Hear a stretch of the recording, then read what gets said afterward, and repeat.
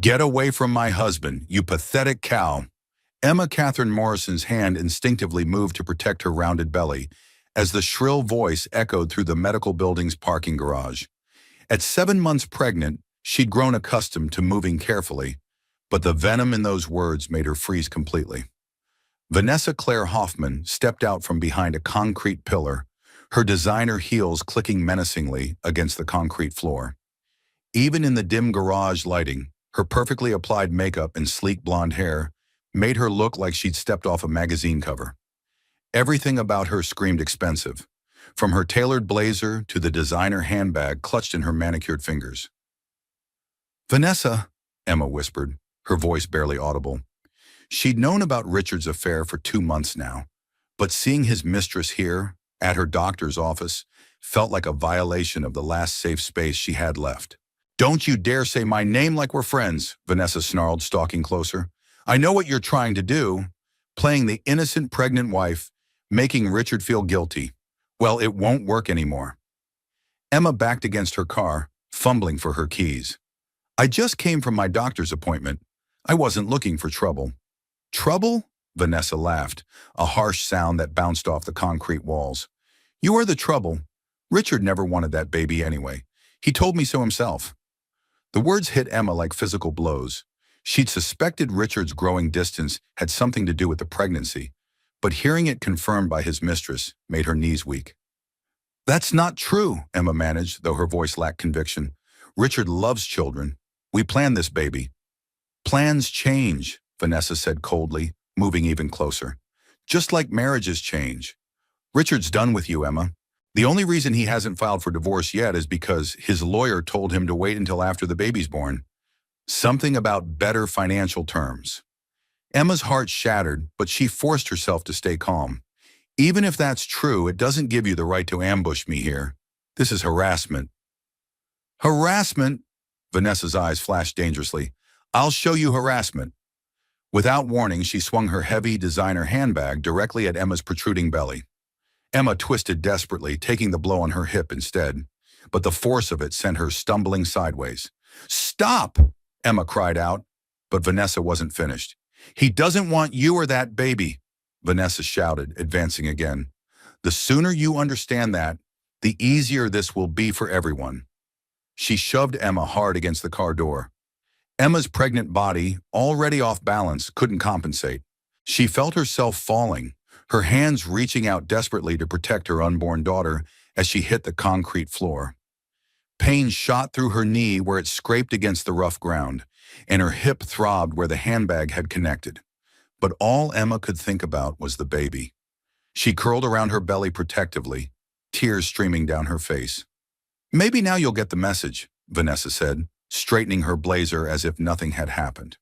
"Richard belongs with me, not some pathetic housewife who can't even stay on her feet." She clicked away on her heels, leaving Emma alone on the cold concrete floor of the parking garage. Emma lay there for several minutes, checking for any signs that the baby had been hurt. Gradually, she felt the familiar flutter of movement inside her womb. Grace was okay. Emma had never been more grateful for anything in her life. With shaking hands, she pulled out her phone and scrolled to her brother's number. Jake Samuel Carter had always been her protector, even when they were children. He'd enlisted in the Marines right out of high school and served 3 tours overseas before coming home and starting his own security company. If anyone would know what to do, it was Jake. "Jake," she whispered when he answered on the first ring. "Emma, what's wrong? You sound upset." "I need you," she said, fresh tears spilling over. "Something happened. She tried to hurt the baby." "Where are you?" Jake's voice immediately shifted into the calm, controlled tone she remembered from his military days. "Memorial Medical Center, the parking garage. Stay exactly where you are.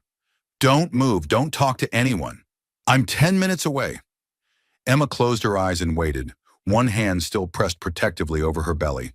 She thought about the security cameras she'd noticed when she parked. This garage was part of a medical complex. Surely they had surveillance. Part of her hoped they'd caught everything on video. Another part of her dreaded having to relive this moment. When Jake's black pickup truck squealed into the parking garage 8 minutes later, Emma had managed to pull herself into a sitting position against her car. He was out of the truck and running toward her before the engine had fully stopped. "Emma!"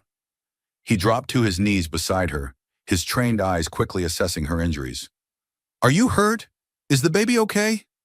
Jake Carter looked every inch the former Marine he was. At 35, he maintained the same physical conditioning he'd had in the service, and his short-cropped brown hair and alert green eyes missed nothing. He'd built his security company from the ground up, and his reputation for protecting his clients was legendary. "I think Grace is fine," Emma said, using his strong arm to help herself stand. "She's been moving normally since it happened, but my knee is scraped up and my hip hurts where she hit me." "She?" Jake's voice went dangerously quiet. "Who did this to you?" Emma looked into her brother's eyes and saw the same protective fury that had gotten him into fights defending her on the school playground 20 years ago. "Vanessa Hoffman, Richard's girlfriend." Jake's jaw tightened. "The marketing director at Morrison Tech Solutions." Emma blinked in surprise. "And you know her?" "I know of her. My company handles security for several buildings downtown, including Richard's office complex." Jake's expression grew thunderous. "She attacked you? A pregnant woman?" "She said Richard doesn't want the baby, that he's planning to divorce me after Grace is born for better financial terms." Emma's voice broke. "She hit me with her purse, right at my stomach. When I tried to get away, she shoved me down." Jake helped Emma into his truck and buckled her seatbelt carefully around her pregnant belly. "We're going to the emergency room first, then we're calling the police." "Jake, I don't want to cause trouble for Richard's business." "Richard's business?" Jake's voice was incredulous. "Emma, his mistress, just assaulted you and tried to hurt your unborn child. I don't give a damn about his business." As they drove toward the hospital, Jake made a series of phone calls using his hands-free system. Emma listened as he contacted his security team and asked them to pull footage from the Memorial Medical Center parking garage for the past 2 hours. "Yes, Jimmy, this is personal," he said into his headset. "My sister was attacked. I need that footage secured and copied before anyone else can get to it." Emma realized then that her brother had been watching out for her in ways she'd never known. His security company had contracts all over the city. He'd positioned himself to keep an eye on her life, even when she didn't know it. "How long have you known about Richard's affair?" Jake asked quietly once he'd finished his calls. 2 months, Emma admitted. "I found charges on our credit card for restaurants I'd never been to, hotels during business trips that were supposed to be day meetings. When I confronted him, he said I was being paranoid and blamed it on pregnancy hormones." Jake's knuckles went white on the steering wheel. "Pregnancy hormones. That son of a—" He caught himself. "Emma, you should have called me the minute you suspected something. I thought I could handle it. I thought maybe after Grace was born, things would get better between us. And now?" Emma touched her scraped knee and winced. "Now I know that Vanessa was right about one thing. Richard really doesn't want this baby, and if he doesn't want Grace, then he doesn't want me either." They pulled into the emergency room parking lot, and Jake came around to help Emma out of the truck. As they walked toward the entrance, Emma felt something shift inside her. Not the baby. Grace was still moving normally. It was something else. A hardening of resolve, maybe. A recognition that the woman who'd walked into that doctor's appointment an hour ago had been living in denial.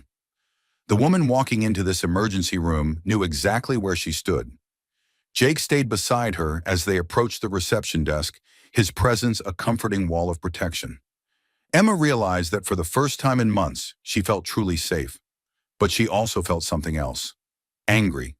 Vanessa Hoffman had made a serious mistake targeting a pregnant woman in a medical center parking garage, and she'd made an even bigger mistake targeting the sister of a man who made his living protecting people. Emma was going to make sure Vanessa learned exactly how big a mistake that was. "Nobody touches my sister. Nobody." Jake paced the emergency room waiting area like a caged predator while Dr. Sarah Mitchell examined Emma. His military training had taught him to compartmentalize emotions during a crisis. But this wasn't just any crisis. This was his little sister, pregnant and hurt because some entitled woman thought she could assault people without consequences. 25 minutes later, Dr. Mitchell emerged with Emma, who looked pale but determined. "The baby is perfectly fine," the doctor announced, and Jake felt his shoulders relax for the first time since Emma's phone call.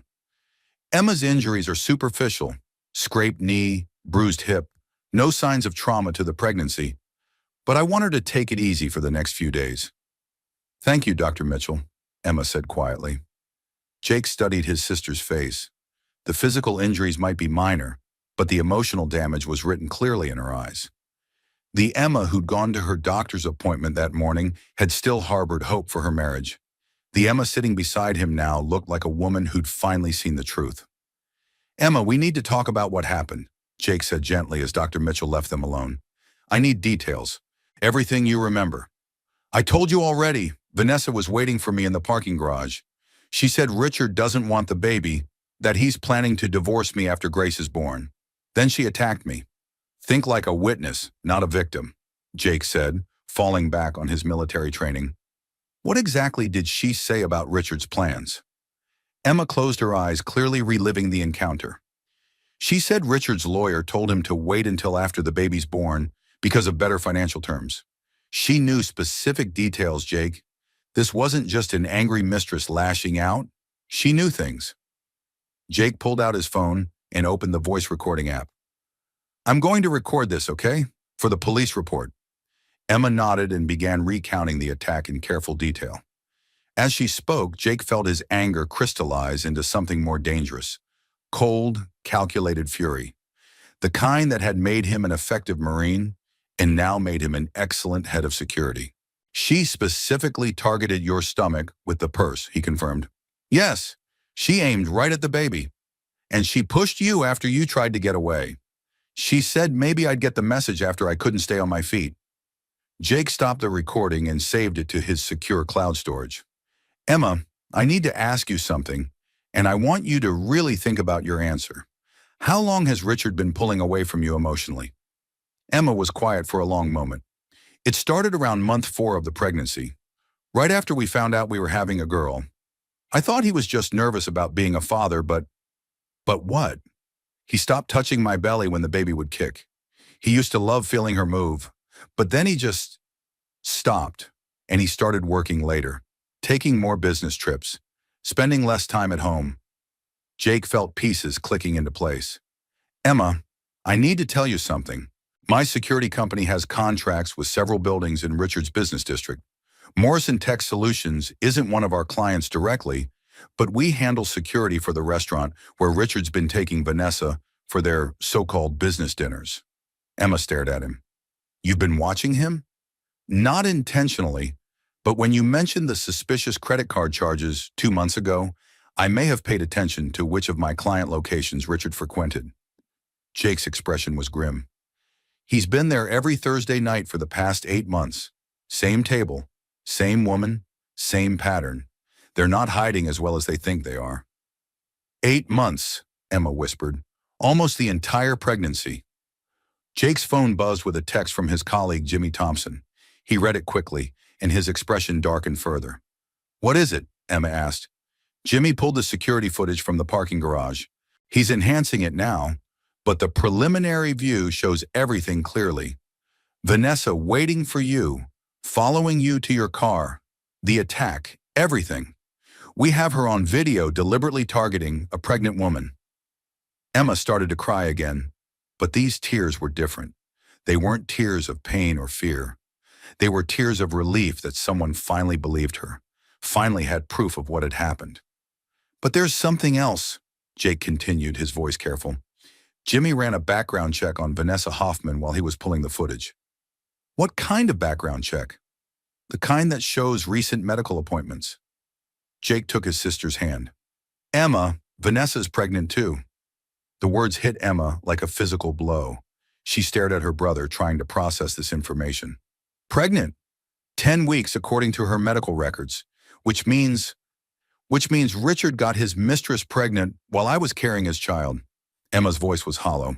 No wonder he doesn't want Grace. He's starting a new family with Vanessa. Jake watched his sister's face transform. The hurt was still there, but it was being joined by something stronger. Determination. Jake, I need to see that security footage. Are you sure? It might be difficult to watch. I need to see it. I need to know exactly what we're dealing with. Jake pulled out his tablet and connected to his company's secure server. Within minutes, he had the enhanced footage loaded. They watched together as Vanessa emerged from behind the pillar, confronted Emma, and deliberately attacked her. "Play it again," Emma said quietly. They watched it 3 more times. Each viewing revealed new details. Vanessa checking her watch before Emma appeared, suggesting she'd been waiting for a specific time. Her deliberate aim at Emma's stomach. The calculated way she adjusted her appearance after the attack, as if she'd planned what came next. This wasn't random anger, Emma realized. This was premeditated. "That's what makes it aggravated assault instead of simple battery," Jake confirmed. "And since you're pregnant, it could be elevated to a felony." Emma was quiet for several minutes, processing everything she'd learned. Her husband didn't want their baby. His mistress was pregnant with his child. The attack hadn't been a moment of jealous rage. It had been a calculated attempt to eliminate what Vanessa saw as competition. "I've been so stupid," Emma finally said. "No, you've been hopeful. There's a difference. I kept thinking that if I just tried harder, if I was a better wife, if I made things easier for Richard during the pregnancy, maybe we could work things out." Emma's voice strengthened. "But you can't fix a marriage when your husband is building a new life with someone else." Jake's phone rang. Richard's name appeared on the caller ID, and Jake showed it to Emma. "He probably heard about the hospital visit from his insurance company," Jake said. "What do you want to do?" Emma stared at the phone for a moment, then reached for it. "I want to hear what he has to say." She answered on the 4th ring. "Hello, Richard." "Emma, what the hell is going on? I got a call that you were in the emergency room. Are you trying to create drama for my business?" Jake watched his sister's face close off completely. The last vestige of hope in her eyes died. "I was attacked in the parking garage at the medical center," Emma said calmly. "By Vanessa. That's ridiculous. Vanessa would never do something like that. You probably fell. Pregnancy makes women clumsy." Emma met Jake's eyes, and he saw his own fury reflected there. "I see," she said quietly. "So you think I imagined being pushed down and having my pregnant belly targeted with a purse? I think you're being dramatic.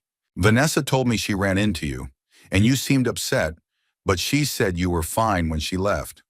"Vanessa told you." Emma's voice was deadly calm now.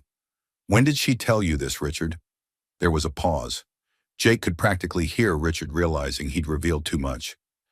"She called me afterward, worried about you. She thought maybe she should have helped you to your car or something." "How thoughtful of her," Emma said. "And I suppose she also told you that she's pregnant." The silence on the other end of the line stretched for nearly 30 seconds.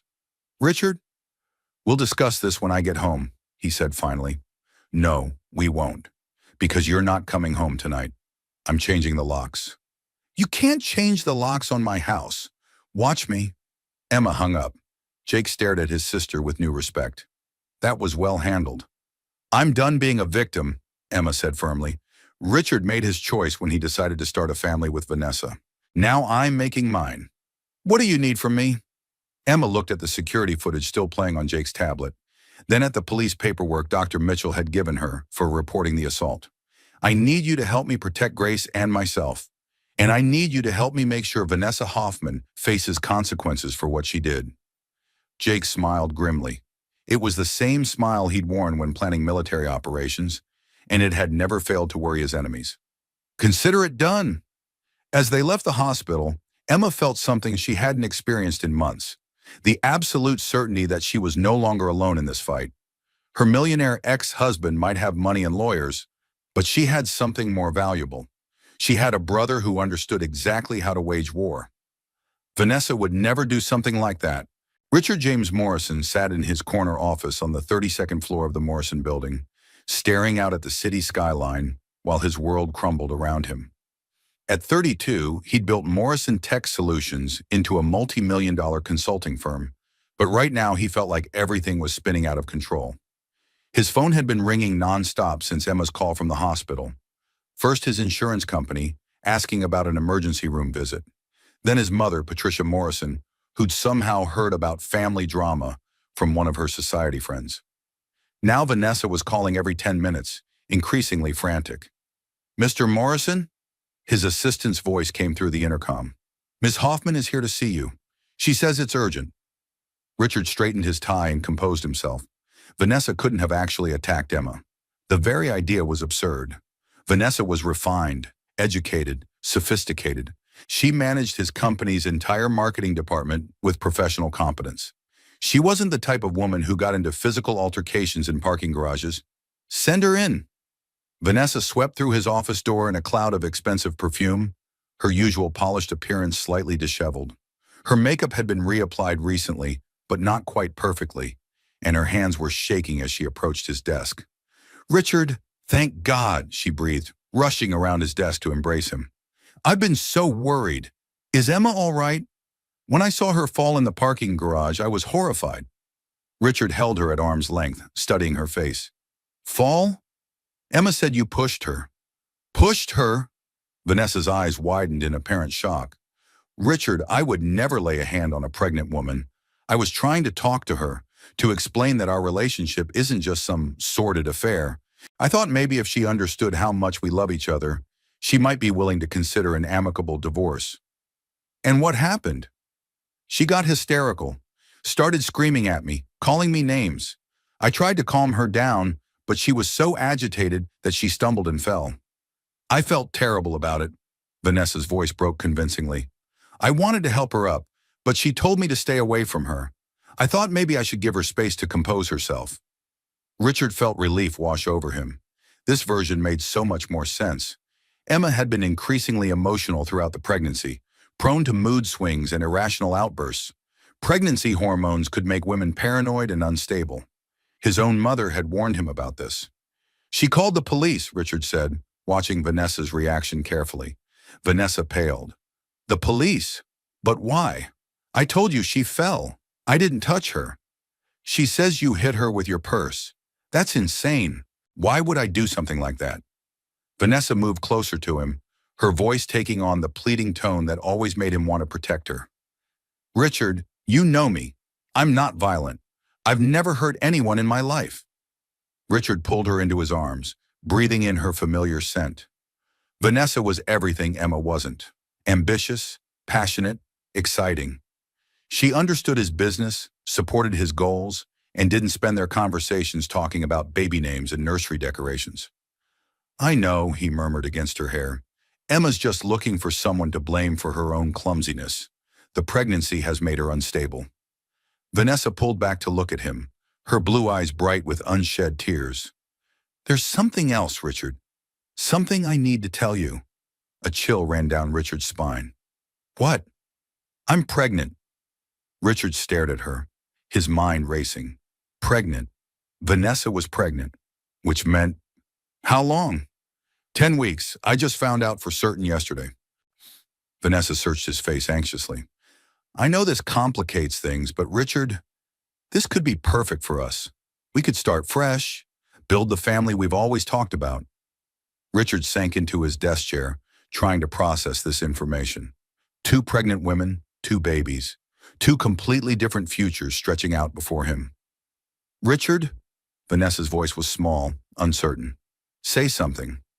"I don't know what to say. This changes everything." "It doesn't have to. You were already planning to leave Emma after her baby was born. Your lawyer said it would be better financially to wait until then. Now we just have additional motivation to move forward with our plans." Richard looked up at her sharply. "What plans?" Vanessa seemed to realize she'd said too much. "I just meant, we've talked about being together openly, about not having to sneak around anymore. With both babies coming, it makes sense to formalize our relationship. Vanessa, I need time to think about this." "Of course, I understand. But Richard, there's one more thing. Emma knows about us now. She knows about the baby. If we're going to handle this situation, we need to do it carefully." Richard's phone buzzed with a text message. He glanced at it and felt his blood pressure spike. "What is it?" Vanessa asked.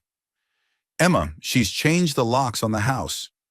Vanessa's expression shifted subtly, a flash of something that might have been satisfaction crossing her features before she composed herself into concern. "She can't do that. It's your house.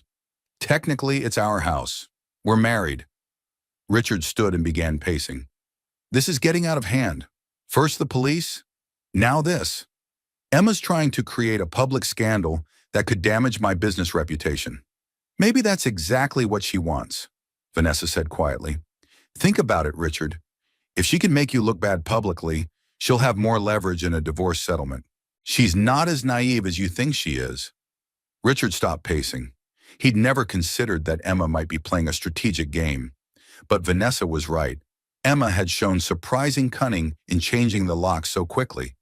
And calling the police over what was obviously an accident showed a level of calculated manipulation he hadn't expected from his wife.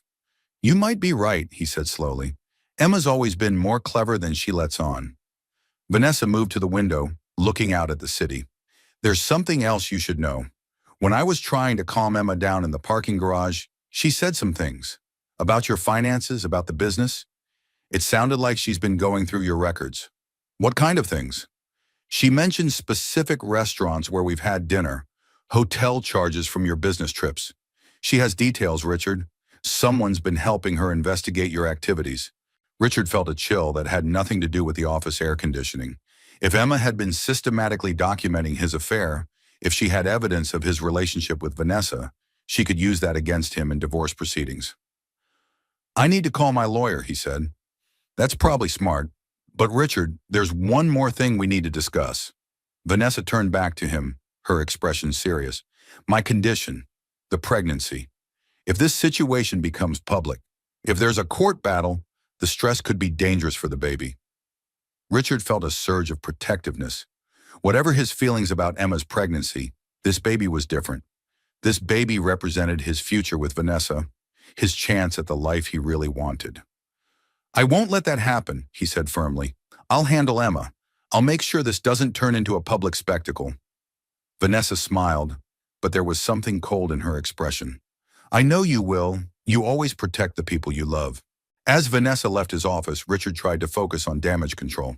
He called his lawyer, scheduled an emergency meeting, and began planning his response to Emma's accusations. But part of his mind kept circling back to something Vanessa had said. Emma had fallen in the parking garage, but Vanessa had known specific details about Emma's investigation into their affair. Details that suggested their encounter hadn't been the chance meeting Vanessa had described. Richard pushed the thought away. Vanessa loved him. She was carrying his child. She would never deliberately hurt Emma or lie to him about something so serious. But as he stared out at the city skyline, Richard couldn't quite shake the feeling that he was missing something important. Something that could change everything he thought he knew about the women in his life.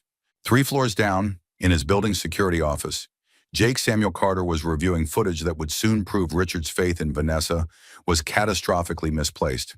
But Richard didn't know that yet.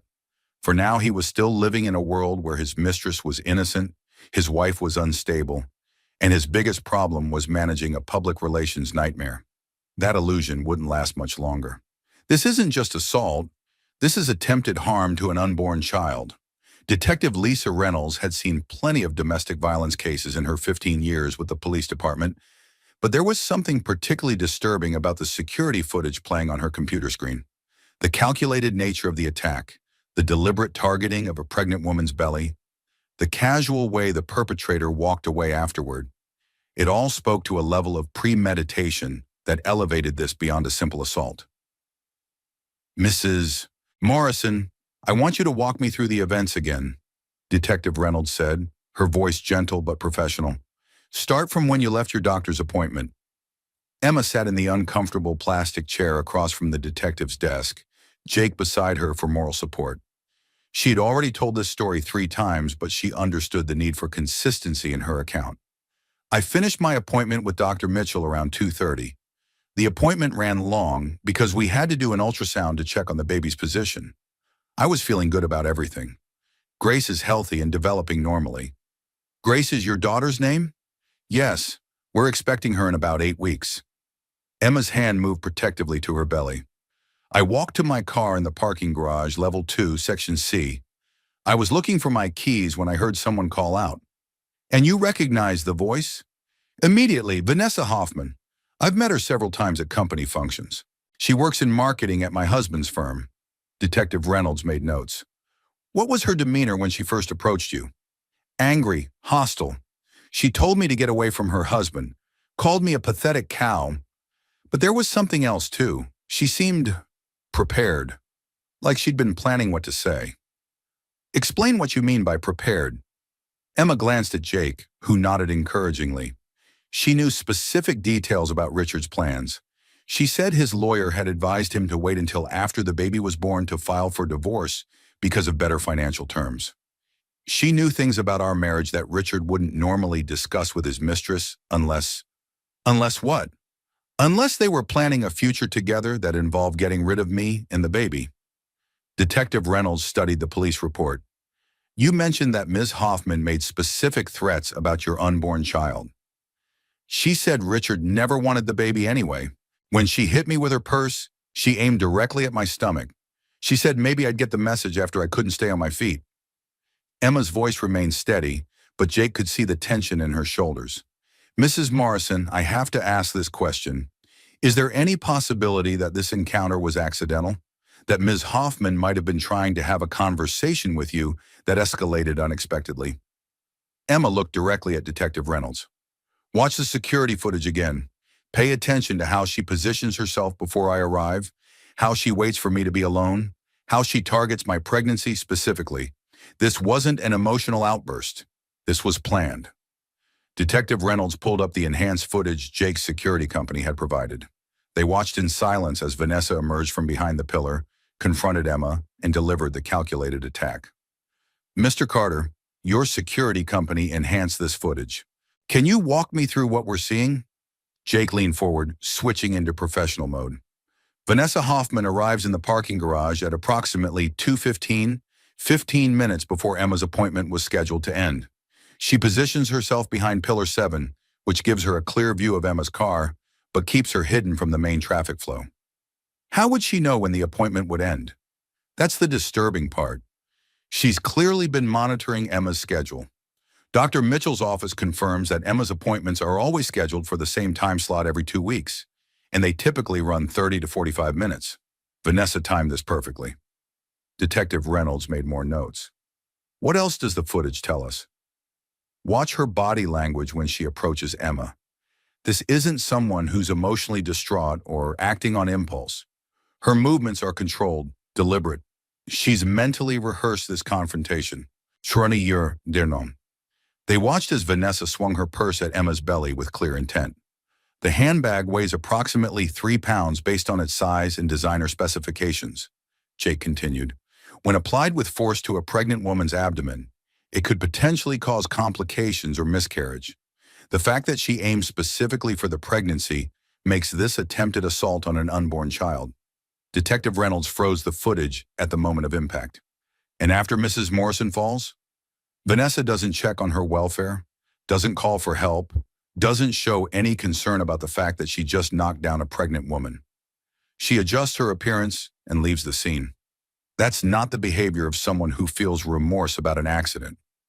Emma watched the detective review the evidence, hoping she would see what seemed obvious to everyone else.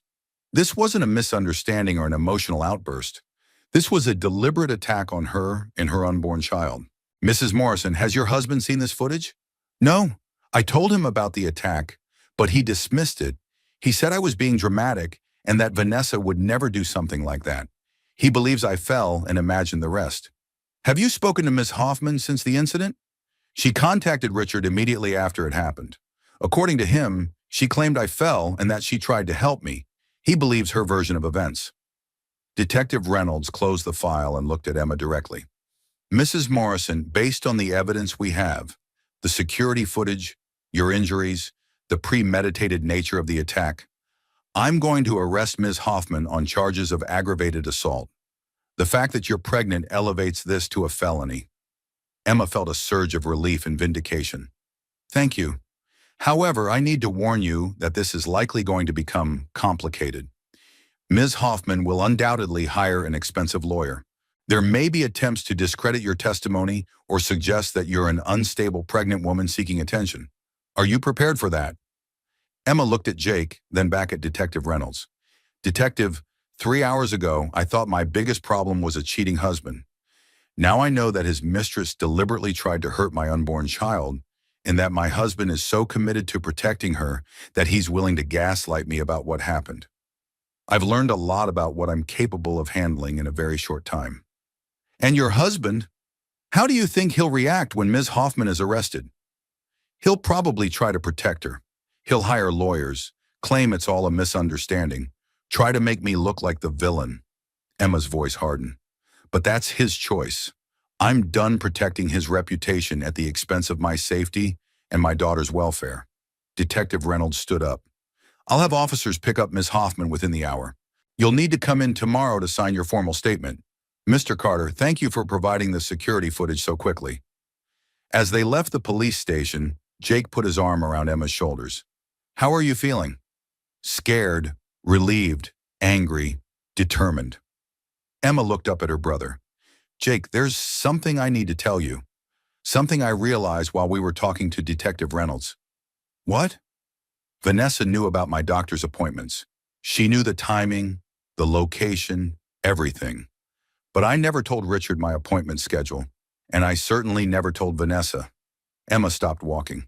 Someone's been monitoring my activities. Someone's been watching me. Jake's expression grew grim. Or someone has access to your medical records, your calendar, your personal information.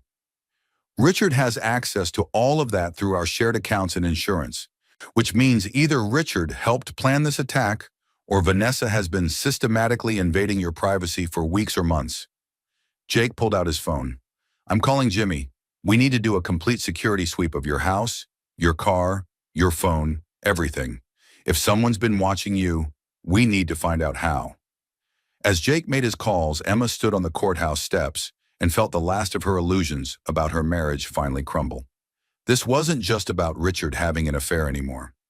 This was about a deliberate campaign to eliminate her from his life, potentially including harm to their unborn child. But for the first time since this nightmare began, Emma didn't feel helpless. She had proof, she had support, and she had a plan.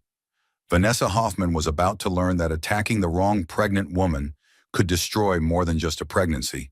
It could destroy an entire life. 2 babies, 2 women, 1 lying, cheating husband. The words echoed in Emma's mind as she sat in Jake's truck outside Morrison Tech Solutions, watching her husband's office building through tinted windows. It had been 6 hours since Detective Reynolds had arrested Vanessa Hoffman, and Richard's response had been exactly what Emma had predicted: denial, anger, and an immediate call to his lawyer. Are you sure you want to do this? Jake asked for the 3rd time. We could wait until tomorrow, give you time to process everything that's happened. I need to see his face when he tries to explain this, Emma replied, her hand resting on her pregnant belly. I need to hear him try to justify why his mistress knew my medical schedule well enough to ambush me. Jake's phone buzzed with a text from Jimmy Thompson. Vanessa made bail 2 hours ago. Her lawyers already filed motions claiming you're an unstable pregnant woman who's fabricating evidence to secure a better divorce settlement. Of course she did, Emma's voice was bitter. What else did Jimmy find? Her phone records show she's been calling Richard every day for the past 2 months, sometimes multiple times per day. The day of the attack, she called him immediately afterward. That contradicts her story about being worried about helping you. And? Jake hesitated.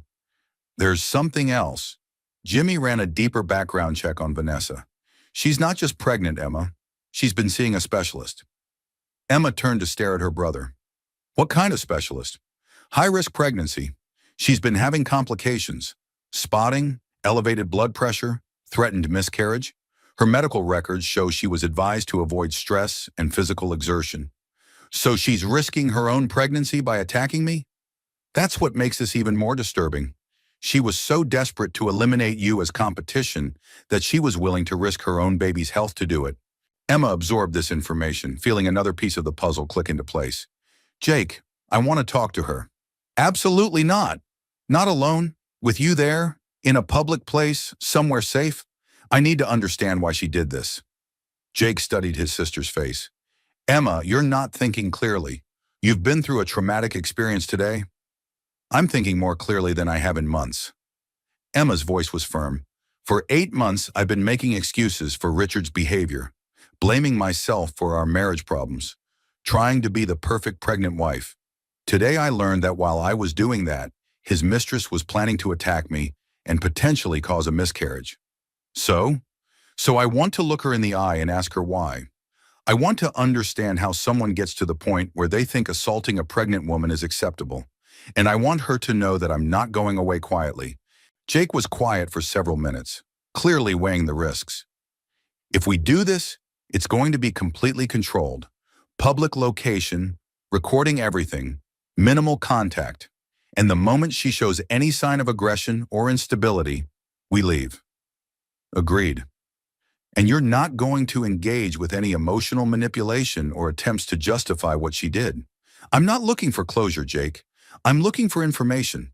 I want to know what Richard told her about me, about our marriage, about his plans. Knowledge is power.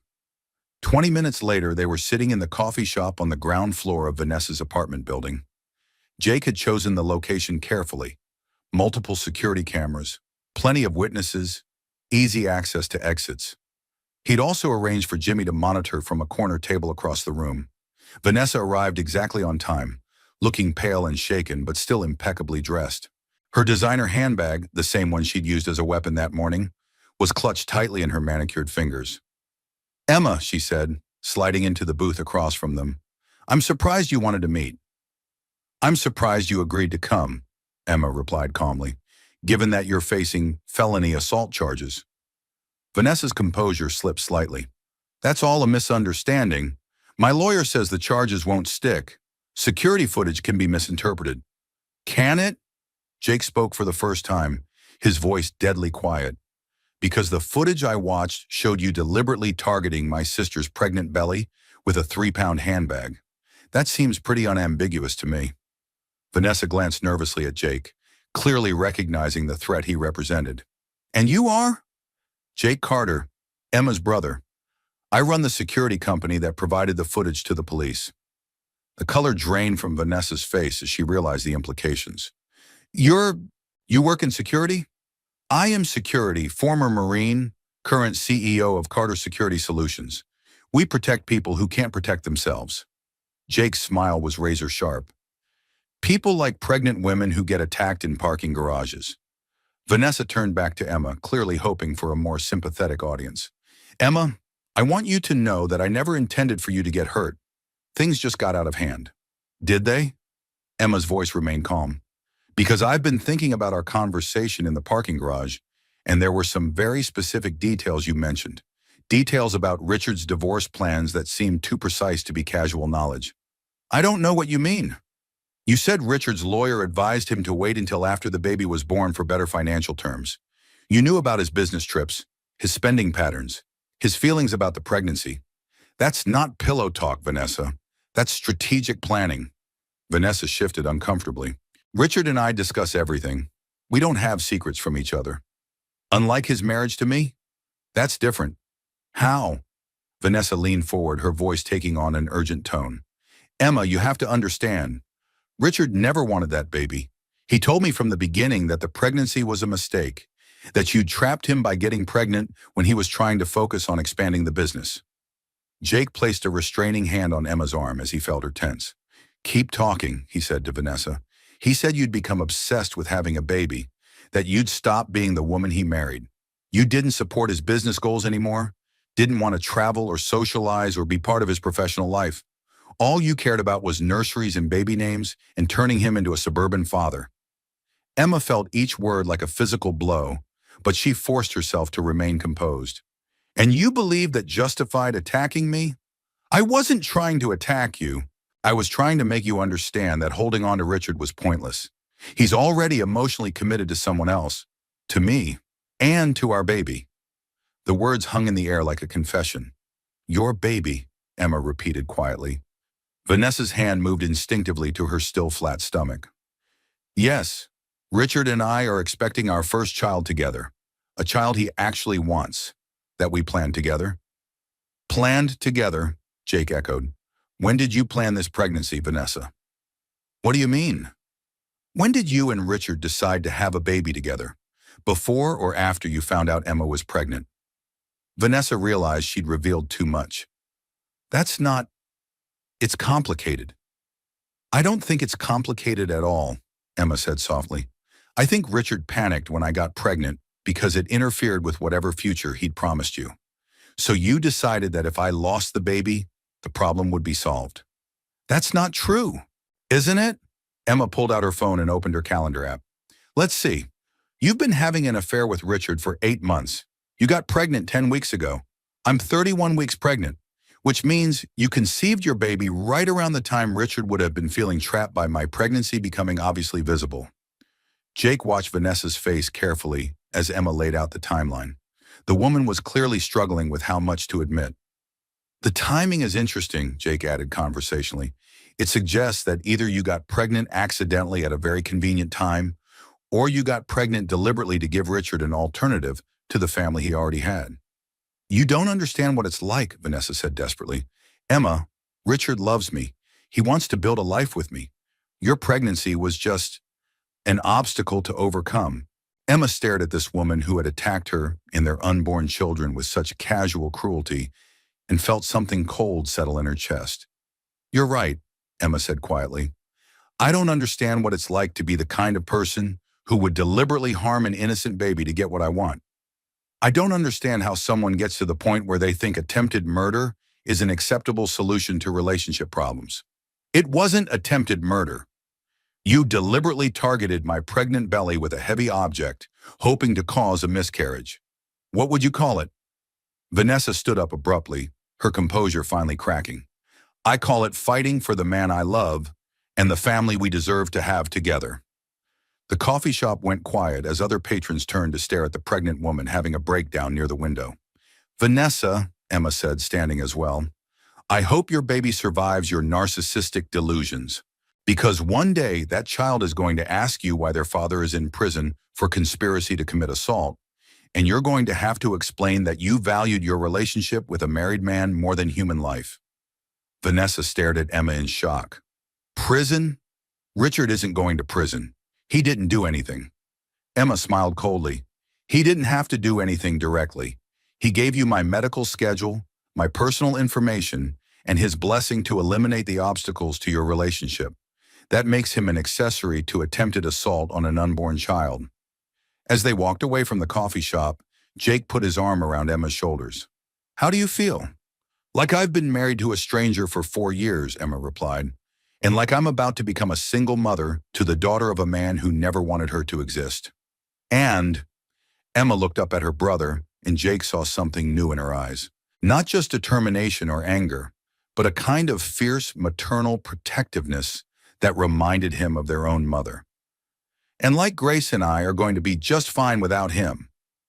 Time to show Richard who he's really been dealing with.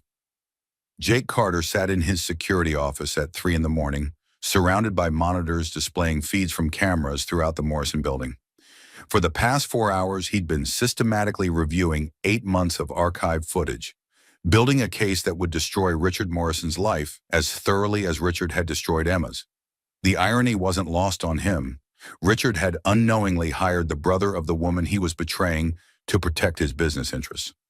Now that same security system was going to be used to expose every detail of his elaborate deception. Jimmy Thompson looked up from his computer, where he'd been analyzing financial records. You need to see this, Jake. Richard's been more than just unfaithful. He's been embezzling. Show me. Jimmy pulled up a spreadsheet on the main monitor. Look at these expense reports over the past 8 months. Private dinners with Vanessa charged as client entertainment. Hotel rooms for overnight business meetings that correspond exactly with their affair timeline. Medical appointments for Vanessa billed as company health seminars. Jake studied the numbers. How much are we talking about? Conservative estimate? $250,000 in personal expenses charged to the company. But it gets worse. Jimmy clicked to another screen. He's been using company credit cards to pay for Vanessa's apartment lease, her car payments, even her designer handbags, including the one she used to assault Emma. That's not just adultery, Jake realized. That's fraud, embezzlement, and misuse of corporate funds. The board of directors could file criminal charges. It gets even better. Want to know how Vanessa knew Emma's medical schedule? Jake raised an eyebrow. Richard's been accessing Emma's medical records through their shared insurance account and forwarding the information to Vanessa. Look at this. Jimmy pulled up a series of emails. Every time Emma had a doctor's appointment, Richard would send Vanessa a message with the date, time, and location. He's been helping her monitor Emma's activities for months. Jake felt his anger crystallize into something much more dangerous. Strategic planning. Jimmy, I need you to prepare 3 separate evidence packages, one for the police, one for the board of directors, and one for Emma's divorce lawyer. Already on it. But Jake, there's something else. Something that's going to make this even more complicated. What? Jimmy pulled up another set of records. Richard's been researching ways to challenge paternity of Emma's baby. He's been consulting with lawyers about forcing DNA tests, claiming the child might not be his, laying groundwork to avoid child support obligations. Jake stared at the screen in disbelief. Emma's been faithful their entire marriage. He knows that baby is his. It doesn't matter if he knows it. It matters if he can create enough doubt to reduce his financial obligations. Look at this consultation summary. Jimmy highlighted a document. His lawyer advised him that if he could prove infidelity or create reasonable doubt about paternity, he could significantly reduce alimony and child support payments. So he's been setting up Emma to look unstable and unfaithful while positioning himself as the injured party. Exactly. The timing of everything makes sense now. He waits until after Grace is born to file for divorce, claims Emma was mentally unstable during pregnancy, suggests she had an affair that resulted in a child that might not be his, and walks away with minimal financial obligations while starting fresh with Vanessa. Jake leaned back in his chair, processing the full scope of Richard's plan. It wasn't just infidelity. It was a coordinated campaign to destroy Emma's credibility, eliminate her financial security, and potentially separate her from her own child. There's one more thing, Jimmy said quietly.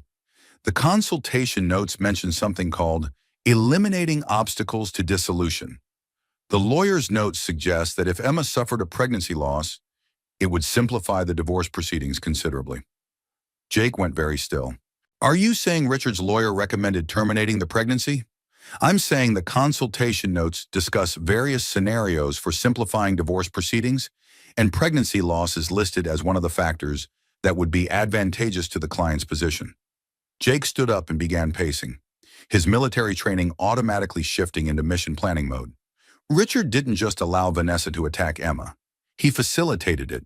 He gave her Emma's schedule, he discussed the legal advantages of pregnancy loss, and he provided financial support for a woman he knew was unstable enough to assault a pregnant woman. That makes him an accessory to attempted assault and conspiracy to commit harm to an unborn child. It makes him a lot more than that. Jake pulled out his phone and began making calls. Jimmy, I need you to secure all of this evidence immediately.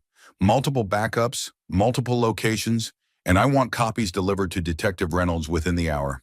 Oh, what's the plan? Jake smiled grimly. Richard Morrison thinks he's been playing chess with Emma. He doesn't realize he's been playing against me. 20 minutes later, Jake was sitting in his truck outside Emma's house, watching his sister move around her kitchen through the window. She was making tea at 3:30 in the morning, unable to sleep after everything that had happened. He could see her occasionally stopping to rest her hand on her pregnant belly, talking quietly to the baby that Richard had never wanted.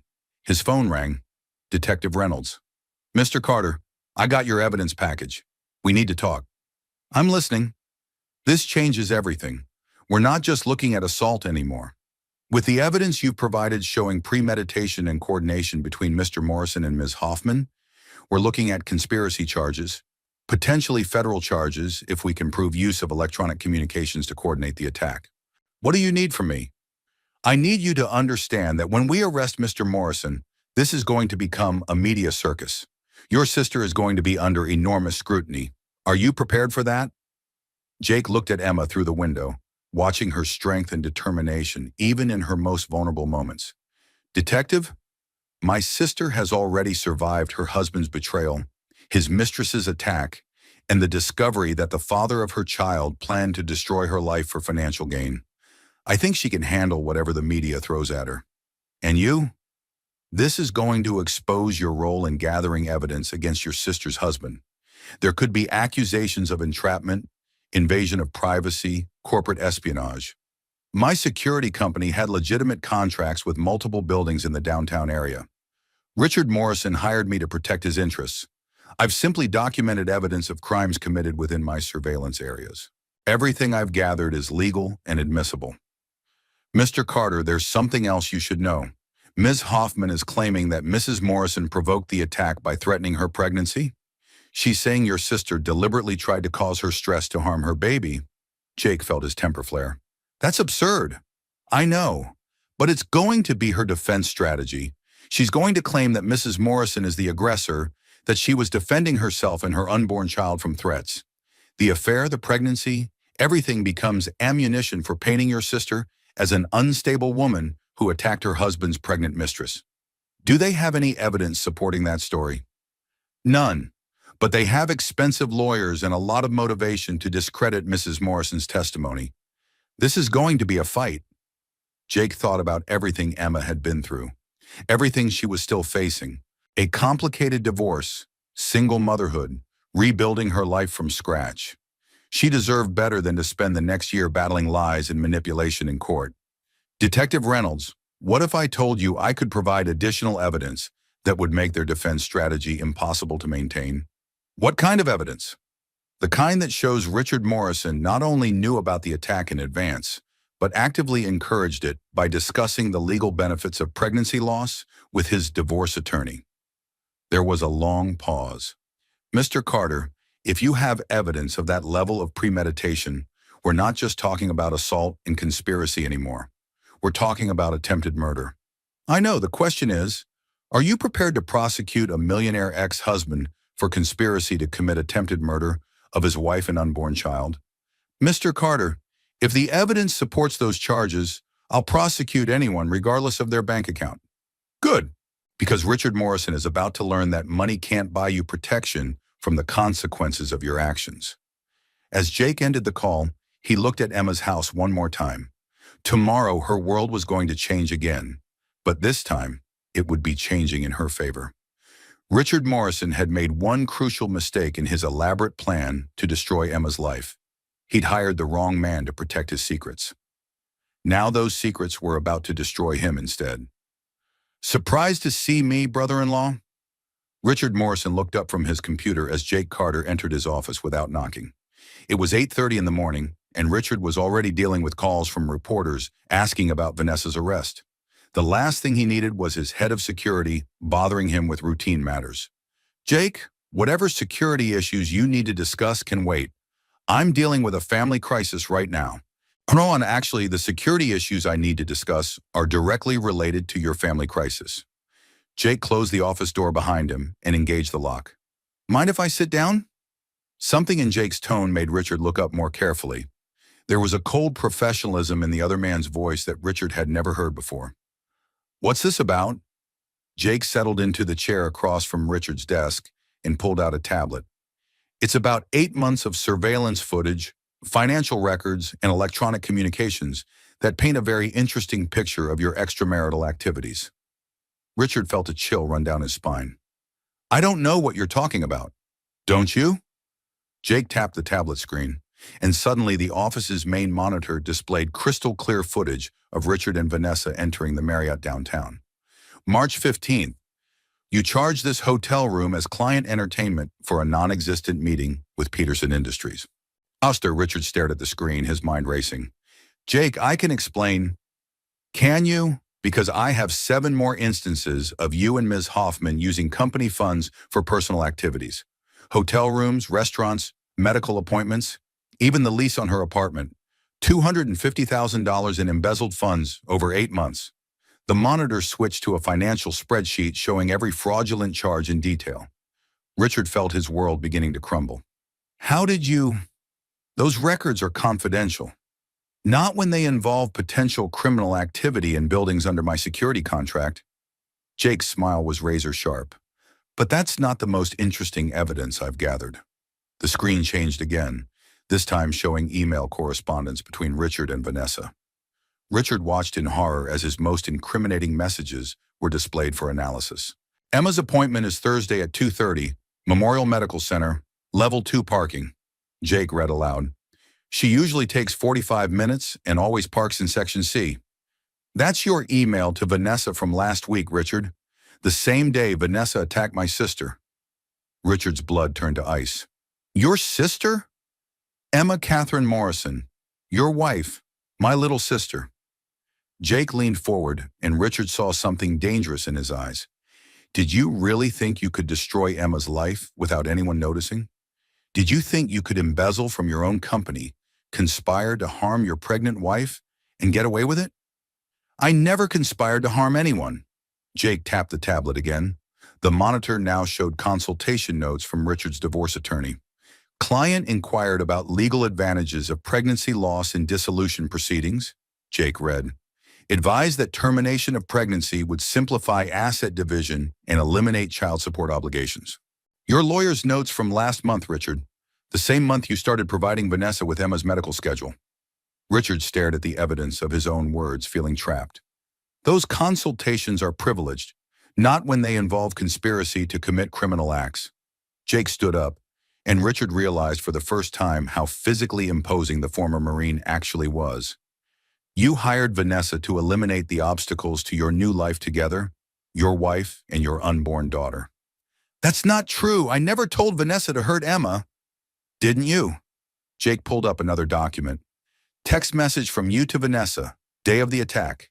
E knows about us. Handle it. Sent 30 minutes before she ambushed Emma in the parking garage. Richard remembered sending that text, but in his panic, he'd never considered how it might be interpreted. I meant talk to her. I meant explain the situation. Did you? Because Vanessa interpreted it as permission to assault a pregnant woman.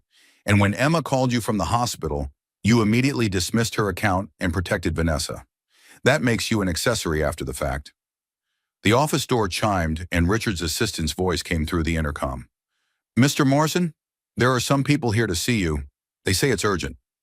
Richard looked at Jake, who was checking his watch with the satisfied expression of someone whose timing had worked out perfectly. Let them in, Jake said loudly enough for the assistant to hear. The door opened to admit Detective Reynolds, 2 uniformed officers, and 3 people Richard didn't recognize, but who carried themselves with the unmistakable authority of federal agents. Richard James Morrison, Detective Reynolds said formally, you're under arrest for conspiracy to commit assault, embezzlement of corporate funds, and accessory to attempted harm of an unborn child. As the detective read him his rights, Richard stared at Jake in shock. You planned this. You've been planning this the whole time. Actually, I've been protecting Emma the whole time. You hired me to provide security services, and that's exactly what I did. I secured evidence of criminal activity and turned it over to the appropriate authorities. One of the federal agents stepped forward. Mr. Morrison, we also have warrants for your electronic devices and financial records. The use of interstate communications to coordinate criminal activity brings this under federal jurisdiction. Richard felt the handcuffs close around his wrists as the full scope of his situation became clear. Jake, you don't understand.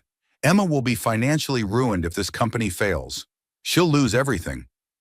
Jake's expression didn't change. Emma will be fine. She's got a brother who actually cares about her welfare, unlike her husband, who was apparently willing to have her and their baby killed for financial convenience. As the officers led Richard toward the door, he turned back desperately.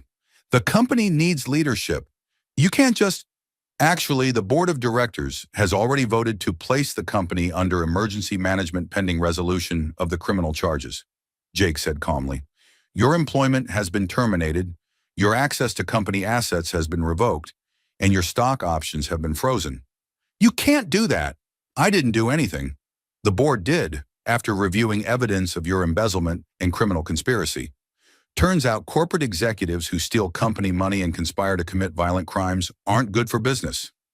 Richard was halfway to the elevator when he realized the final piece of Jake's trap. You were never just the head of security, were you? Jake smiled for the first time since entering the office. No, Richard. I was Emma's big brother, making sure his little sister was protected from men like you. As the elevator doors closed on Richard's shocked face, Jake turned to his tablet and sent a single text message to Emma. It's done. He can't hurt you anymore. 3 floors down, Emma was sitting in the lobby with her divorce attorney, Patricia Morrison, and Dr. Mitchell, who had insisted on being present to monitor Emma's stress levels during the arrest. She read Jake's text and felt a weight lift from her shoulders that she'd been carrying for months. Richard Morrison had spent 8 months planning to destroy her life. Her brother had spent 8 months making sure that wouldn't happen. The difference between the two men couldn't have been more clear. For the first time since discovering Richard's affair, Emma allowed herself to believe that she and Grace were going to be all right. The board wants to see you now, Richard. The conference room at Morrison Tech Solutions had been transformed into something resembling a tribunal. The entire board of directors sat around the polished mahogany table, their faces grim as they reviewed the evidence packets Jake had prepared. Richard's empty chair at the head of the table served as a stark reminder of how quickly power could shift. Emma sat beside her divorce attorney, Sarah Chen, her hands folded over her pregnant belly as she watched the proceedings. At 32 weeks pregnant, every movement required careful consideration, but her mind was sharp and focused. This wasn't just about justice for the attack. This was about securing her daughter's future. "Let's begin," said Thomas Bradley, the board's senior member and Morrison Tech's founding investor. "Mr. Carter, please present your findings." Jake stood at the front of the room, every inch the professional security consultant. He'd prepared for this presentation as thoroughly as any military briefing, knowing that Emma's financial future depended on the board's decision.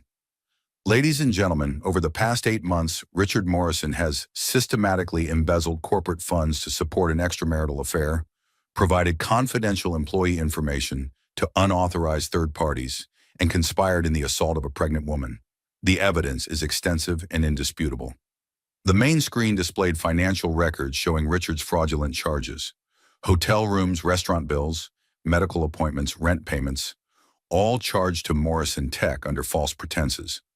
"The total amount of embezzled funds is $257,432, Jake continued.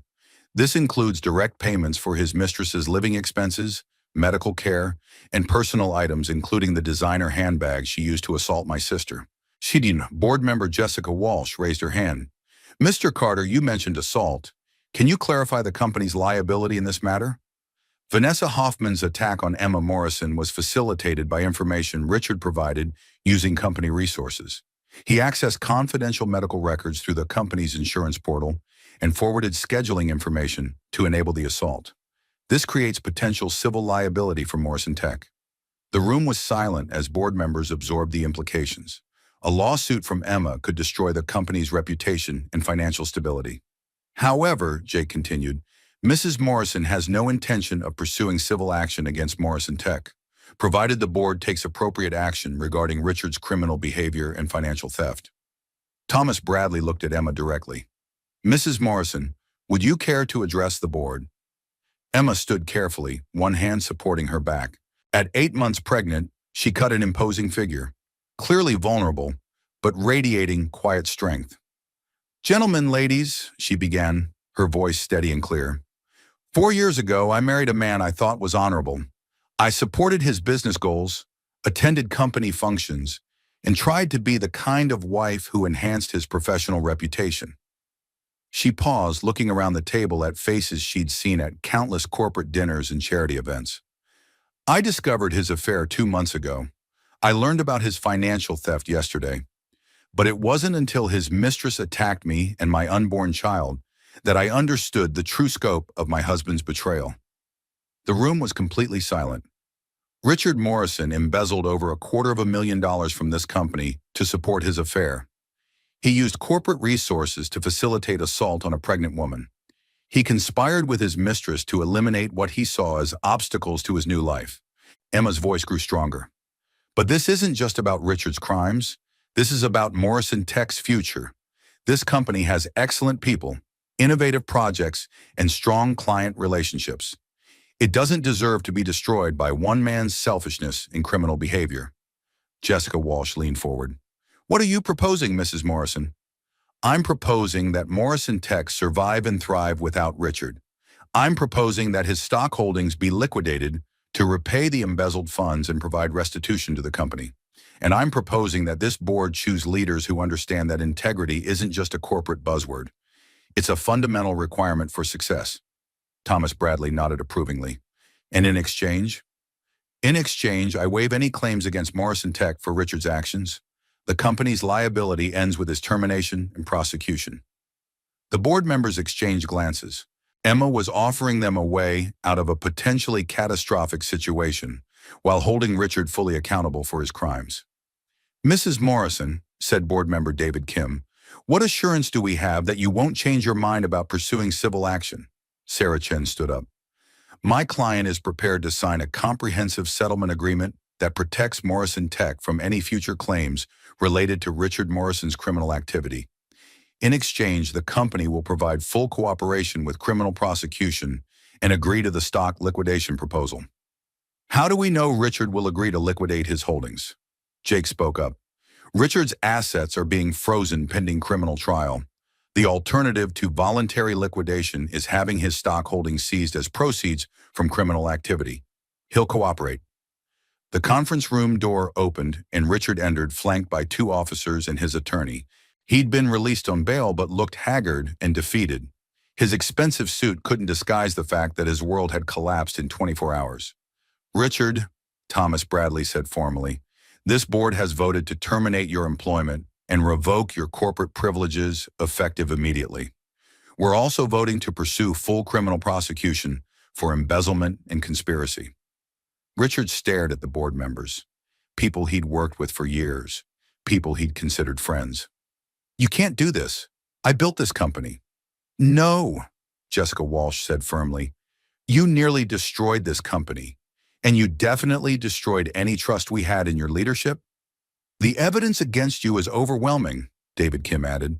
"The financial theft, the conspiracy, the assault facilitation. We have no choice but to protect the company's interests." Richard's lawyer whispered something in his ear, and Richard's shoulders sagged in defeat. "What do you want from me?" Emma stood up again, facing the man she'd been married to for 4 years. "I want you to sign documents liquidating your Morrison Tech holdings to repay the money you stole. I want you to cooperate fully with the criminal prosecution, and I want you to stay away from me and my daughter." "Emma, please, we can work this out. We don't have to destroy everything we built together." Emma's voice was ice cold. "We didn't build anything together, Richard. You built a lie while I lived in it. The difference is that I'm strong enough to survive the truth." Richard looked around the room desperately. "You're all making a mistake. Without me, this company will fail. You need my leadership, my vision, my client relationships." Thomas Bradley stood up. "Richard, this company's vision doesn't include embezzlement, adultery, and conspiracy to commit assault. We'll take our chances without you." "Mrs. Morrison," Jessica Walsh said, "on behalf of the board, I want to apologize for Richard's actions and thank you for your gracious handling of this situation. Morrison Tech owes you a debt of gratitude." Emma nodded. "Just make sure it never happens again, and make sure that justice is served." As the officers led Richard away for the second time in 2 days, he turned back to Emma with one final desperate plea. "Emma, I never meant for Vanessa to hurt you. You have to believe that." Emma looked at him with something that might have been pity. "Richard, you spent months planning to eliminate me and our daughter from your life. The only thing you never meant was to get caught." The conference room door closed, and Emma felt a chapter of her life end definitively. But as she looked at the supportive faces around the table, Jake, her attorney, even the board members who were choosing justice over corporate loyalty, she realized something important. This wasn't just an ending. It was the beginning of the life she was going to build for herself and Grace. Thomas Bradley cleared his throat. "Mrs. Morrison, if I may, the board would like to discuss one more matter with you." Emma looked surprised. "Of course." "Morrison Tech is going to need interim leadership while we search for Richard's replacement. We're prepared to offer you a consulting position to help transition the company through this crisis. Your MBA and your intimate knowledge of the business operations would be invaluable." Emma blinked in surprise. "I haven't worked in business for 4 years. "No, but you've been watching this company's operations from the inside. You know the clients, you understand the corporate culture, and frankly, you've shown more leadership in the past 24 hours than Richard showed in the past year." Jake smiled proudly as he watched his sister consider the offer. "Emma's always been the brains of that family. Richard just never realized it." "I'm about to have a baby," Emma pointed out. "I can't commit to a demanding schedule right now. We're talking about part-time consulting work that you could do from home after Grace is born. Jessica Walsh explained. Project management, client relationship oversight, strategic planning, the kind of work that requires intelligence and judgment, not physical presence. Emma looked at her brother, who nodded encouragingly. It would give you financial independence, he said quietly. Your own income, your own professional identity. Think about it, Thomas Bradley said. You don't have to decide today, but the offer stands whenever you're ready. As the meeting concluded, Emma found herself walking out of Morrison Tech feeling something she hadn't experienced in months. Hope for the future. Not just survival, but actual prosperity and professional fulfillment. Jake drove her home in comfortable silence, both of them processing the magnitude of what had just happened. Richard's career was over, his freedom was in jeopardy, and his financial future was in ruins. Meanwhile, Emma had been offered a path to rebuild her life on her own terms. How do you feel? Jake asked as they pulled into Emma's driveway. Like I've been holding my breath for 8 months and can finally exhale, Emma replied. And like Grace is going to grow up knowing that her mother never gave up fighting for what was right. Richard's going to prison, isn't he? Detective Reynolds thinks he'll plea bargain to avoid trial. Probably 3 to 5 years for the embezzlement and conspiracy charges. Vanessa will likely get 2 years plus probation. Emma nodded, feeling a complex mix of relief and sadness. I never wanted to destroy Richard's life. I just wanted him to stop trying to destroy mine. He destroyed his own life the moment he decided that his mistress and his money were more important than his pregnant wife. You just made sure there were consequences for that choice. As they sat in the driveway, Emma felt Grace kick strongly, as if the baby was responding to the reduced stress in her mother's body. She's active today, Emma said, smiling as she felt her daughter moving. Grace knows her mom just won a major victory. She's celebrating. Emma laughed, and Jake realized it was the first time he'd heard his sister truly laugh in months. Jake, I need to ask you something. Anything. How long have you been planning this? The investigation, the evidence gathering, the coordination with the police and the board? Jake was quiet for a moment. The night you called me from the parking garage. When I saw what Vanessa had done to you, when I realized Richard was protecting her instead of you, I knew this was war. And in war, you use every weapon at your disposal. You used your security company to destroy your own client. I used my security company to protect my sister and my niece from people who wanted to hurt them. Richard stopped being my client the moment he became a threat to my family. Emma reached over and squeezed her brother's hand. Thank you for everything, for believing me, for protecting us, for making sure that justice was served. Thank you for being strong enough to fight back.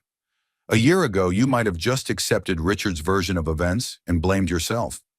Today, you stood up in front of that board and demanded accountability. Grace is going to be proud of her mom.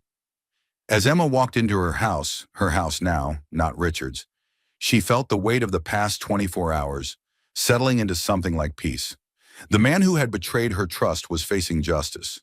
The woman who had attacked her was in custody. The company that had facilitated the crimes was taking responsibility. Most importantly, she and Grace were safe, financially secure, and surrounded by people who actually cared about their welfare. Her phone buzzed with a text from Dr. Mitchell. Heard about today's events through the hospital grapevine. How are you and Grace doing? Emma typed back. We're doing better than we have in months. See you next week for our regular appointment. As she settled into her favorite chair, the one Richard had always complained was too worn for their living room, Emma realized that for the first time since discovering the affair, she was looking forward to tomorrow.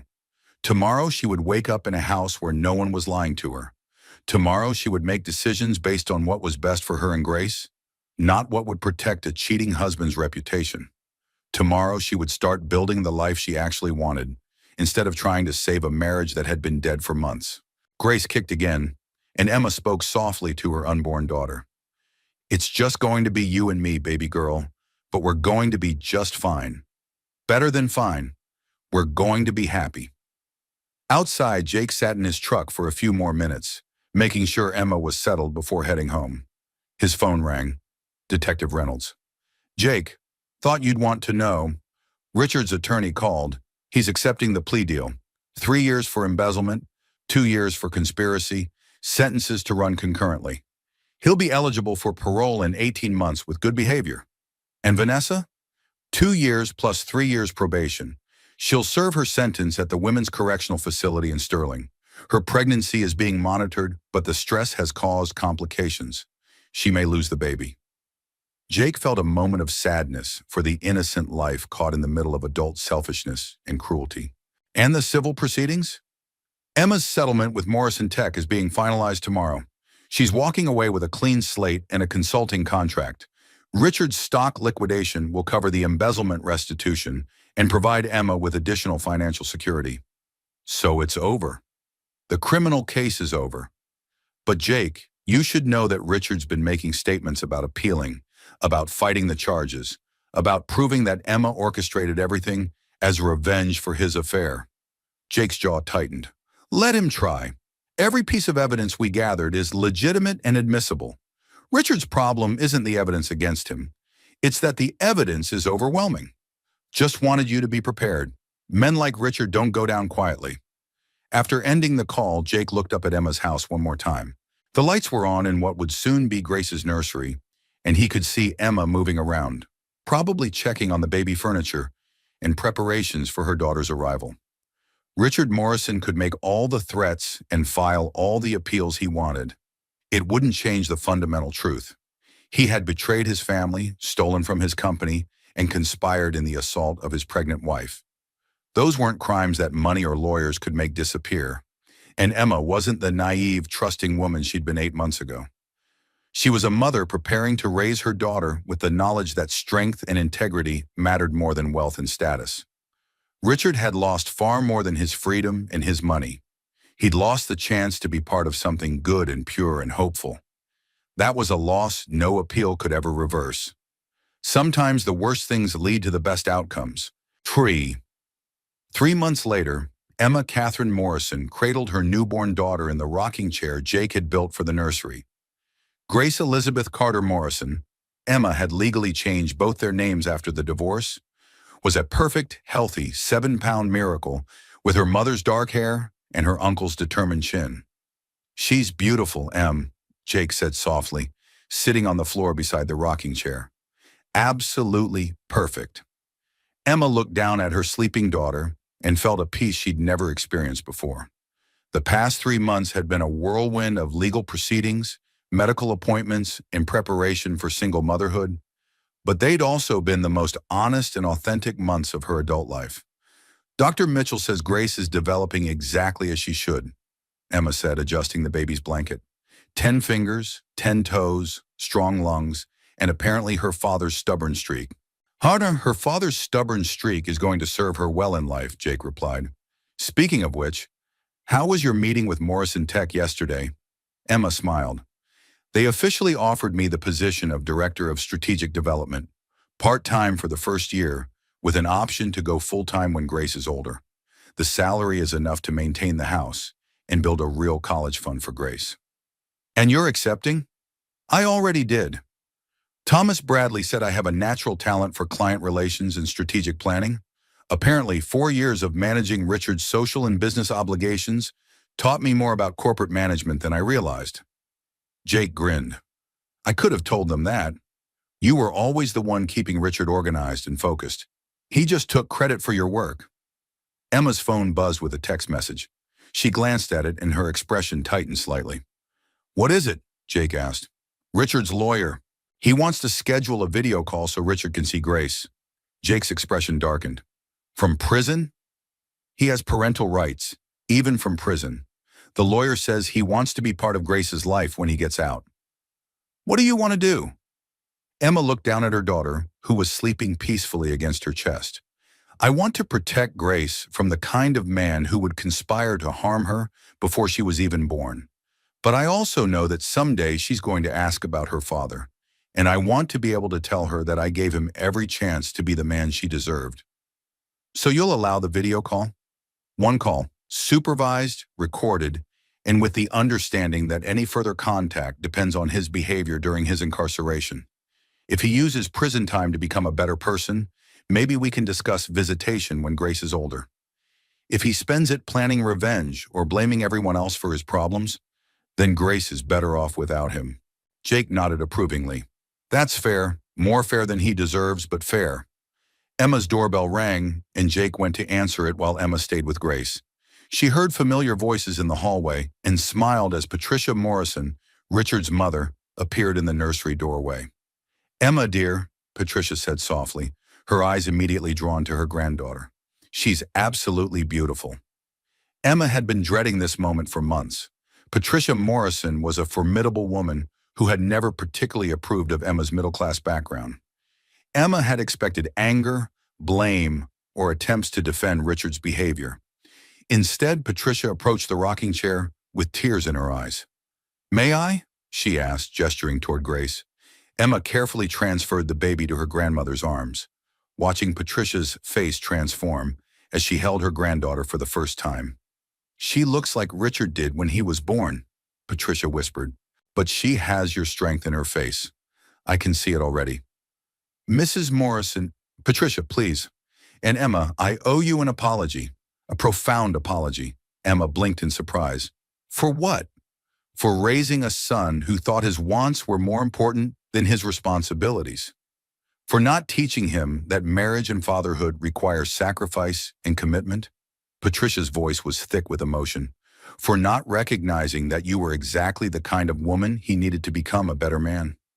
"Patricia, you couldn't have known. I knew Richard was selfish. I knew he was entitled. I chose to believe those were strengths instead of character flaws that needed correction." Patricia looked up from Grace to meet Emma's eyes. "I failed him as a mother, but I won't fail this little girl as a grandmother." Emma felt tears start to flow. "What are you saying?" "I'm saying that regardless of what happens with Richard, I want to be part of Grace's life. I want to help you raise her, support you both, and make sure she knows that she comes from a family that values integrity and strength." Jake appeared in the doorway. "Everything okay in here?" "Everything's perfect," Emma said, wiping her eyes. "Patricia was just telling me about her plans to spoil her granddaughter." "Within reason," Patricia said with the first smile Emma had seen from her in years. "This little girl is going to know her worth, understand her heritage, and grow up with the confidence that comes from being truly loved." As Patricia held Grace and told her stories about the family history that Richard had never shared, Emma felt another piece of healing fall into place. Grace wouldn't grow up without extended family after all. She would have a grandmother who understood that love meant more than money, a uncle who would protect her from anything that threatened her happiness, and a mother who had learned that strength came from standing up for what was right. "Emma," Patricia said quietly, "I have something for you." She handed Emma a small velvet box. Inside was a vintage sapphire ring surrounded by diamonds. "This was my grandmother's engagement ring. Richard never asked for it when he proposed to you because he said you wouldn't appreciate antique jewelry." Patricia's voice was bitter. "He was wrong about that, just like he was wrong about so many things." "Patricia, I can't. It's not for you to wear. It's for Grace. For when she's old enough to understand what it means to be part of a family that values lasting love over temporary passion." Emma accepted the ring box with trembling hands. "Thank you. Thank you for giving me a granddaughter worth being proud of. And thank you for being strong enough to protect her when her father wouldn't." As the afternoon wore on, Emma found herself surrounded by the family she'd chosen rather than the family she'd been born into. Jake was assembling a new changing table. Patricia was organizing Grace's wardrobe by size and season, and Dr. Mitchell had stopped by to check on both mother and baby. "Your recovery is remarkable," Dr. Mitchell told Emma as she finished her examination. "Physically and emotionally, you're healthier than you were during most of your pregnancy." "Stress is a powerful thing," Emma replied. "When I was living with Richard's lies and betrayal, my body was constantly fighting anxiety and uncertainty.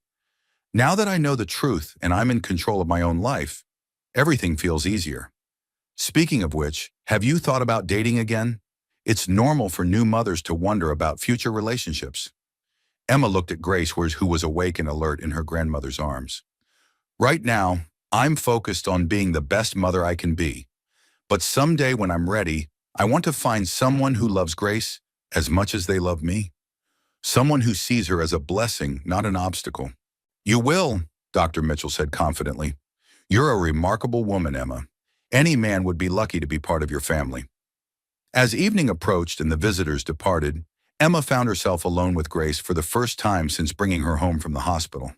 She carried her daughter to the window that overlooked their small backyard, where Jake had built a swing set in anticipation of Grace growing old enough to use it.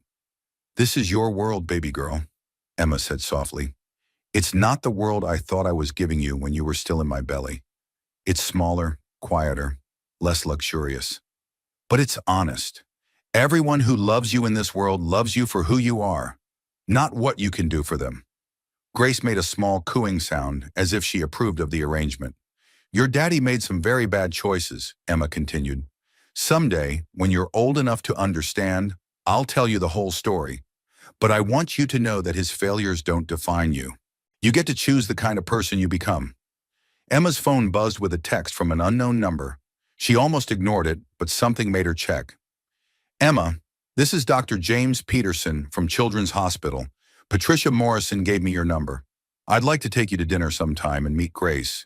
If you're interested, my number is 550147. No pressure." "James," Emma smiled. Patricia had mentioned that one of her charity board colleagues was a pediatrician who had recently lost his wife to cancer. He was raising two young children alone and understood the challenges of single parenthood. Emma wasn't ready to date yet, but she was ready to believe that someday she might meet someone who would love both her and Grace completely. For now, that possibility was enough. As she prepared Grace for bed, Emma reflected on how much her life had changed in just 6 months. She'd gone from being a desperate, betrayed wife to a confident single mother with a career, a support system, and a future full of possibilities. "Bedtime, sweet girl," Emma whispered as she placed Grace in her crib. "Tomorrow we start building the rest of our lives together." Grace opened her eyes one last time, seeming to study her mother's face with the serious expression that reminded Emma so much of Jake. "I love you, Grace Elizabeth," Emma said, "more than I ever thought it was possible to love anyone. And I promise you that every choice I make from now on will be about protecting and nurturing the amazing woman you're going to become." As Grace drifted off to sleep, Emma stood by the crib and made a silent vow. Her daughter would grow up knowing that she was wanted, valued, and cherished. She would never doubt her worth or settle for less than she deserved. Grace would grow up to be everything her father had never been: honest, loyal, and strong enough to fight for what was right. And Emma would make sure of it. Family isn't just blood. It's who shows up when you need them most. 1 year later, Emma stood at the podium in the graduation hall of Metro Community College, her nursing degree diploma in her hands and tears of joy streaming down her face. In the audience, Jake held 18-month-old Grace, who was clapping her tiny hands and babbling, "Mama! Mama!" with infectious enthusiasm. Patricia Morrison sat beside them, beaming with pride and occasionally wiping away her own tears. Dr. James Peterson, who had become a steady presence in their lives over the past 8 months, was recording everything on his phone, while his own two children, 8-year-old Michael and 6-year-old Sarah, cheered loudly for their almost stepmother. "Ladies and gentlemen," the dean announced, "please welcome our valedictorian, Emma Carter Morrison, who completed her nursing degree while working part-time at Morrison Tech and raising her daughter as a single mother."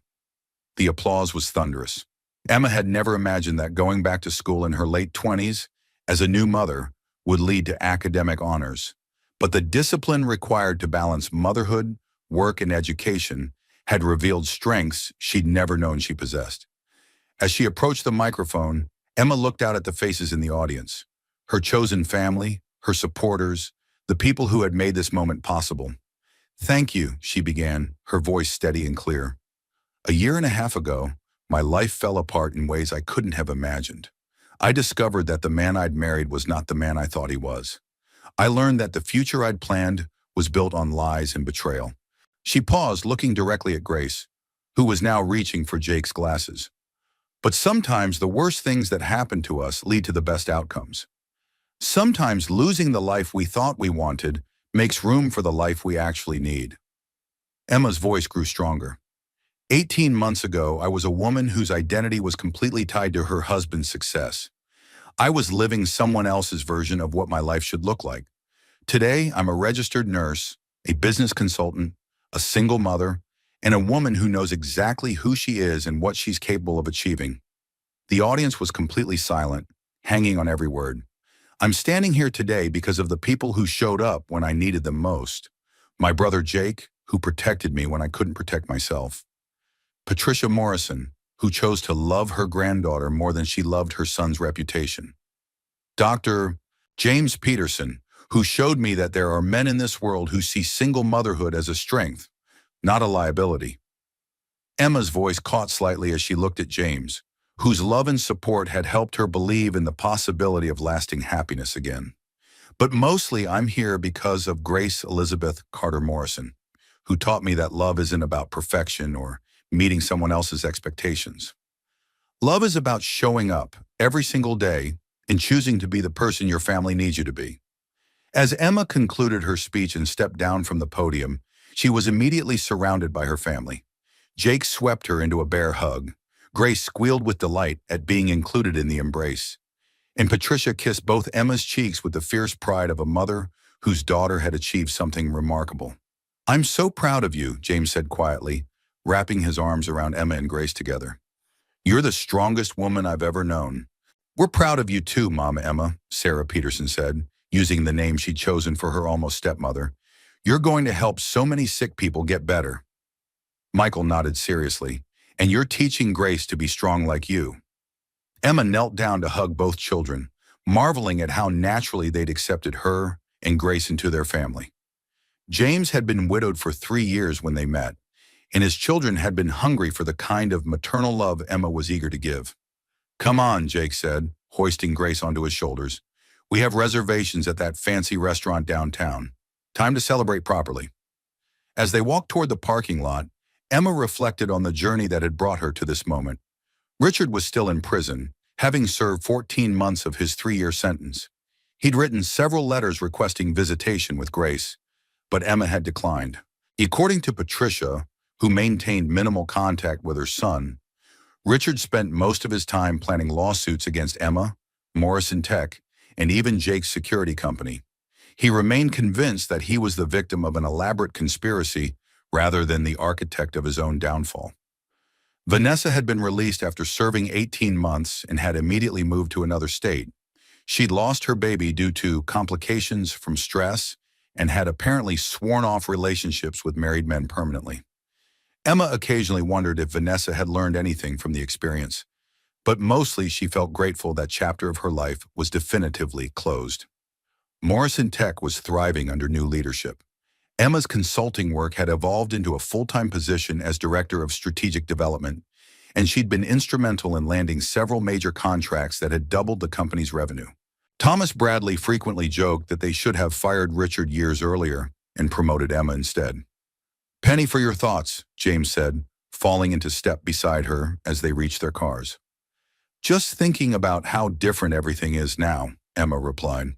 "A year ago, I was terrified about how I was going to support Grace and myself. Now I'm making more money than Richard ever gave me access to, and I'm doing work that actually matters." "And you're happy?" Emma looked at Grace, who was chattering away in her own toddler language, while Jake pretended to understand every word.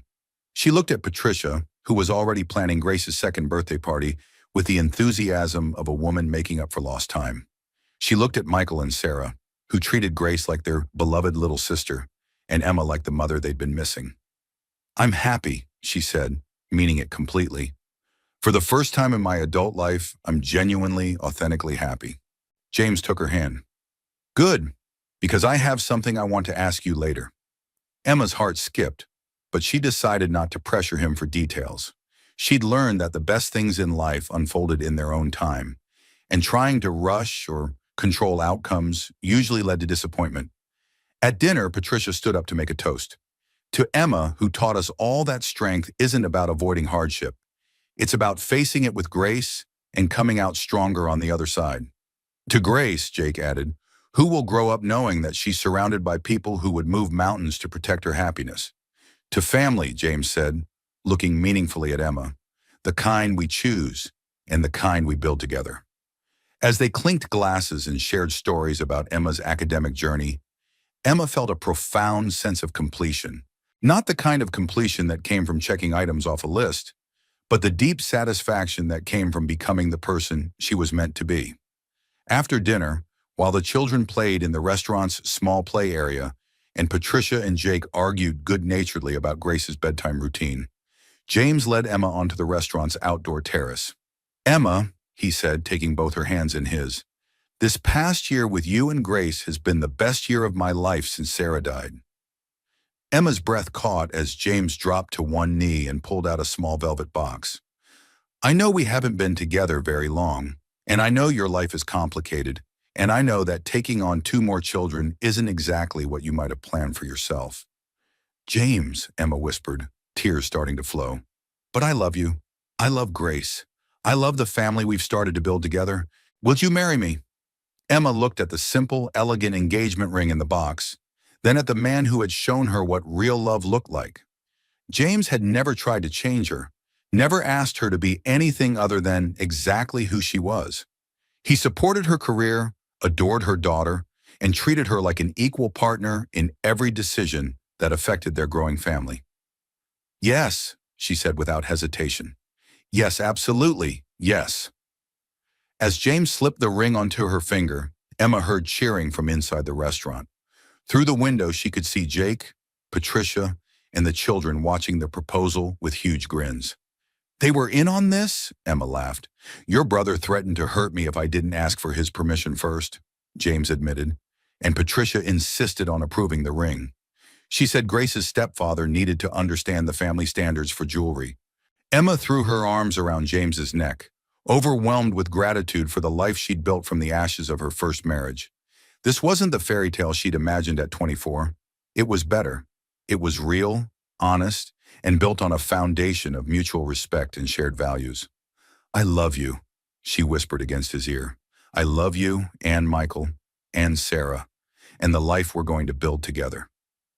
"We're going to be happy," James said confidently. "All of us. For a very long time." As they walked back into the restaurant to share their news with the family, Emma caught sight of her reflection in the window. The woman looking back at her was confident, radiant, and at peace. She looked nothing like the frightened, betrayed wife who had been attacked in a parking garage 18 months earlier. That woman had been broken by betrayal and rebuilt by love. She'd learned that strength came not from avoiding conflict, but from facing it with integrity. She'd discovered that the best revenge against people who tried to destroy you was living well and raising good children. Most importantly, she'd learned that family wasn't defined by blood or legal documents. Family was defined by who showed up when you needed them most, who celebrated your victories, and who helped you become the best version of yourself. As Grace toddles over to her mother and future stepfather, babbling excitedly about the pretty ring, Emma lifted her daughter into her arms and felt the last piece of her healing fall into place. Richard Morrison had given her a daughter and then tried to destroy them both. But his betrayal had led Emma to discover reserves of strength she'd never known she possessed.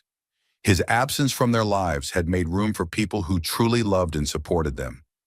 In trying to eliminate Emma from his life, Richard had accidentally given her the greatest gift imaginable, the chance to become the woman she was always meant to be. "Thank you," Emma whispered to Grace, who was now trying to eat her engagement ring. "Thank you for making me a mother. Thank you for giving me a reason to fight. Thank you for teaching me what unconditional love really means." Grace looked up at her mother with Jake's determined eyes and Emma's compassionate smile. And Emma knew with absolute certainty that this little girl would grow up knowing exactly how much she was worth. That knowledge would be Emma's greatest legacy and Richard's greatest loss. Some stories end with revenge. This one ended with something much more powerful: redemption, resilience, and the unshakable knowledge that love always wins in the end. Outside the restaurant, snow was beginning to fall, blanketing the city in pristine white.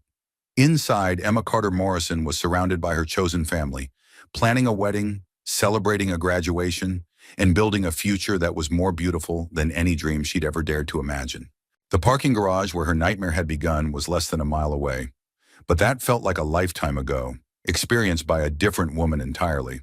This woman, this strong, educated, professionally successful, deeply loved woman, had been forged by fire and emerged as pure gold, and she was just getting started.